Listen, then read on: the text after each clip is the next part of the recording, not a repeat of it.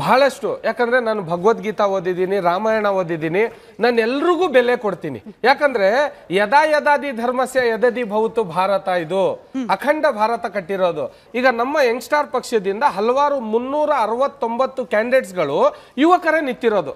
ಅದರಲ್ಲಿ ಹಿಂದೂ, ದಲಿತ, ಮುಸ್ಲಿಂ ಎಲ್ಲರೂ ಇದ್ದಾರೆ, ಮಿಕ್ಸ್ ಇದ್ದಾರೆ. ಸಿಎಂ ಇಬ್ರಾಹಿಂ ಮಾತ್ರ ಬಸವಣ್ಣನ ತತ್ವ ಹೇಳ್ಬೇಕಾ, ಅಥವಾ ಸಿಎಂ ಶಾಬಾಸ್ ಖಾನ್ ಮಾತ್ರ ಭಗವದ್ಗೀತೆ ಓದ್ಬೇಕಾ?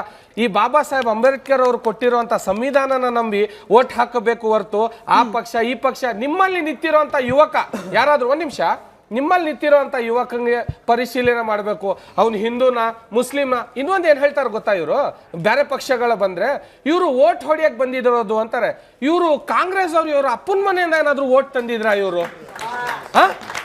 ಈ ಓಟ್ ನಮ್ದು, ಇದು ನಮ್ಮ ಹಕ್ಕಿದು, ನಮ್ಮ ಕೈಲಿ ನಮ್ಮ ವಾರ್ಡ್ನ, ನಮ್ಮ ಕಾನ್ಸ್ಟಿಟ್ಯೂನ್ಸಿನ, ನಮ್ಮ ಈ ಡಿಸ್ಟ್ರಿಕ್ಟ್ ನ ಉಳ್ಸಕ್ಕಾಗುತ್ತೆ ಅಂದ್ರೆ ಅವ್ನು ಹಿಂದೂ ಆದ್ರೂ ಸರಿ, ದಲಿತ ಆದ್ರೂ ಸರಿ, ಅವ್ನು ಯಾರ ಅಭಿಮಾನಿ ಆದ್ರೂ ಸರಿ, ಅವ್ನಿಗೆ ಓಟ್ ಹಾಕ್ಬೇಕು ಅಂತ ಬುದ್ಧಿ ಬೆಳೆಸಬೇಕಾಗಿದೆ ಮೇಡಮ್.